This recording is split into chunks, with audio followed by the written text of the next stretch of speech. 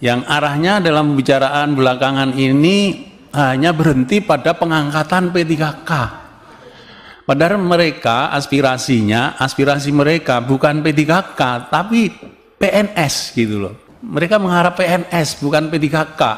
Sebenarnya kenapa pemerintah itu berat rasanya untuk menyelesaikan isu guru honorer ini dengan mengangkat mereka menjadi CPNS?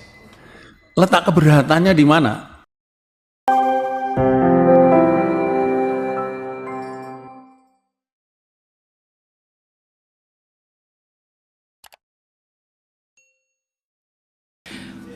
Assalamualaikum warahmatullahi wabarakatuh. Saya Dewi Koryati, fraksi Partai Amanat Nasional dari Bengkulu. Ada beberapa yang ingin saya sampaikan, yaitu Pak Saudaraku Iwan, beberapa kali kita sudah bertemu. Ada hal yang penting menurut saya dan perlu nanti ada kesepakatan. Yang pertama adalah soal di halaman 11 tentang passing grade, tentang bonus poin. Kita melihat di sini ada umur 40 tahun, sedangkan isu yang beredar bahwa kami itu lebih banyak menginginkan di atas 35 tahun. Jadi ini mohon dipertimbangkan, itu angka 40 tahun itu magic number dari mana? Jadi kalau ini kan belum putus menurut saya. Jadi di se-Indonesia Raya para guru honor ini menginginkan angkanya adalah 30. Kemudian yang kedua, karena terlambatnya surat kepastian yang tadi disampaikan oleh saudaraku Putra Nababan, saya juga kemarin menyampaikan bahwa artinya harus ada secara resmi pengunduran untuk waktu pendaftaran. Bengkulu Selatan itu sama sekali belum mendaftar. Saya lihat juga Bengkulu ini 49% belum mendaftar karena tidak ada kepastian kemarin. Nah, kalau hari ini surat tadi disampaikan akan meluncur dalam 2-3 hari, seperti saudaraku Putra sampaikan, insya Allah 100% akan tercapai. Karena kita tidak tahu tahun depan masih ada nggak nih program atau tidak. Berharap ada, tapi sekali lagi mohon ada kepastian untuk waktu pengunduran dalam pendaftaran. Yang ketiga, tentang guru swasta. Kan kita melihat sekarang ini ada hambatan dalam pendaftaran untuk guru negeri. Nah, sekarang nih mumpung masih ada waktu karena mereka akan dites di yang kedua dan ketiga. Sekarang mohon berikan pendampingan kepada guru-guru swasta untuk kemudian dipastikan mereka bisa mendaftar. Nah, yang terakhir, saya ingin sampaikan, saya sudah cek guru-guru honor di Bengkulu, itu semua tuh bingung soal pendaftaran dan sebagainya. Karena saya melihat di sini bahwa, saya mengambil bonus ya Ketua. Jadi saya mengambil bonus, sosialisasi oleh Kemendikbud di Panselnas itu pada halaman 8 dilakukan di 5 tempat. Makassar, Batam, Bali, Semarang, dan Jogja. Apakah ini cukup? Itu loh, kayaknya enggak juga. Kemudian ada coaching, ada pendampingan, tapi kenyataan di lapangan, informasi yang saudaraku berikan itu tidak sampai ke bawah.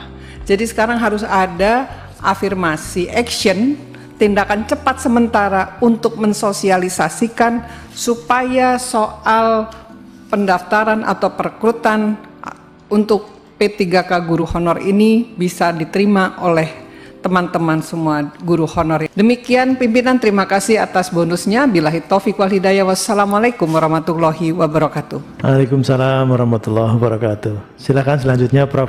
Zainuddin Maliki. Baik, terima kasih narasumber yang saya hormati dan saya banggakan.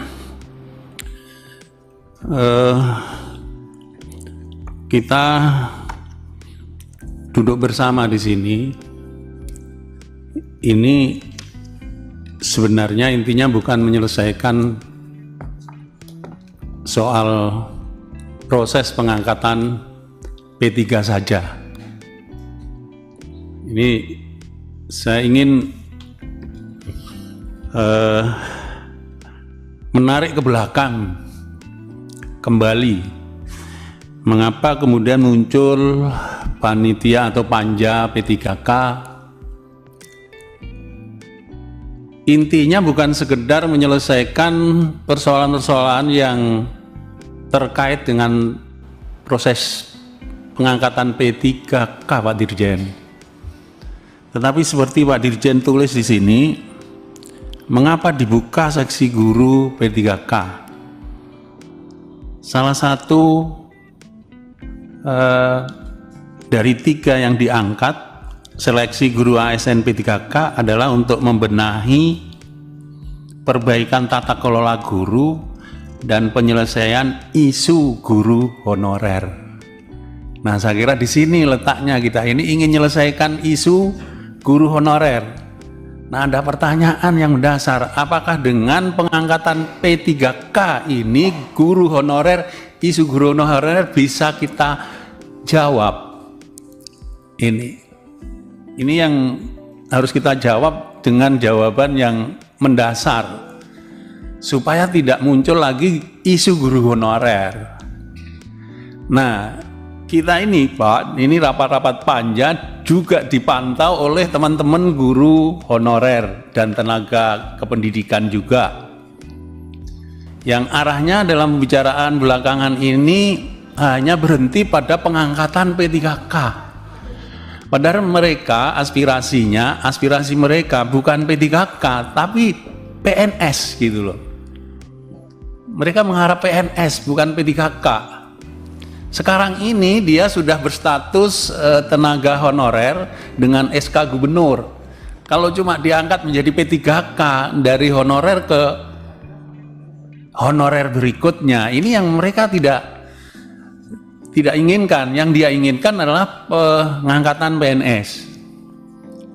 Nah, ada satu pertanyaan juga dari saya. Sebenarnya